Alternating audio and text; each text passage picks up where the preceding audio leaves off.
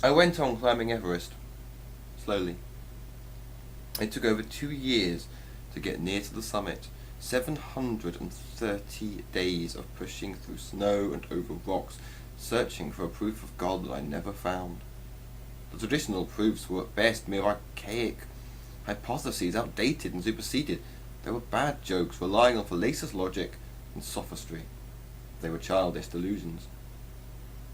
I cannot say how much despair I experienced when, near the summit of Everest, I finally saw that God's existence was utterly unprovable. Everything else I believed, the time it took milk to go off at room temperature, or how many peanuts were consumed planet-wide in a year, or how to tell if a melon was ripe, I could provide evidence for, reasons why I believed them, but this was not so with my belief in God. I tried rejecting it. I tried saying to myself that there was absolutely no evidence for God, and that therefore it was illogical for me to believe in him. But I couldn't do it. I couldn't stop believing. I believed as much in God then, near the summit of Everest, as I had done when Edgar wrote out the IOU for me more than 2 years before.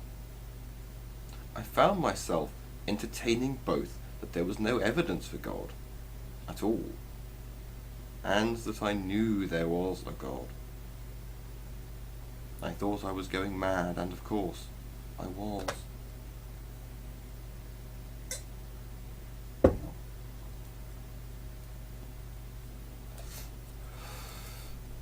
It was lunchtime on the 2nd of August 2024.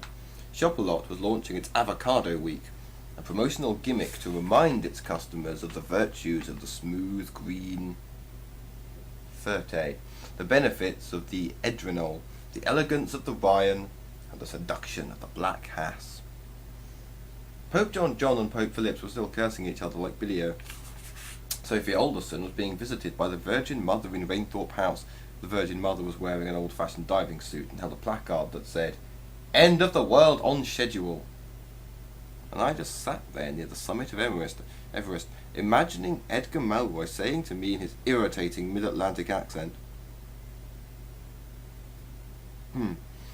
"I told you so, didn't I?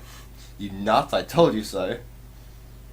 I was slipping slowly down the kaleidoscope-coloured furry slide of madness.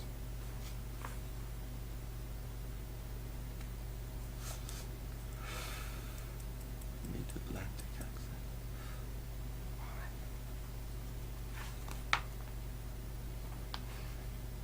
Halfway through the book. Edgar was particularly fond of the word nut. He used it all the time to describe his customers.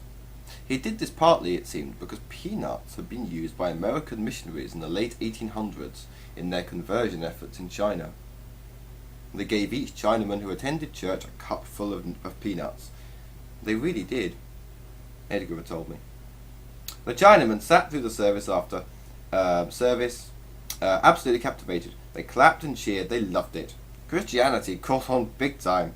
Chinamen queued up for miles to hear the big funny foreigners tell about their big funny God.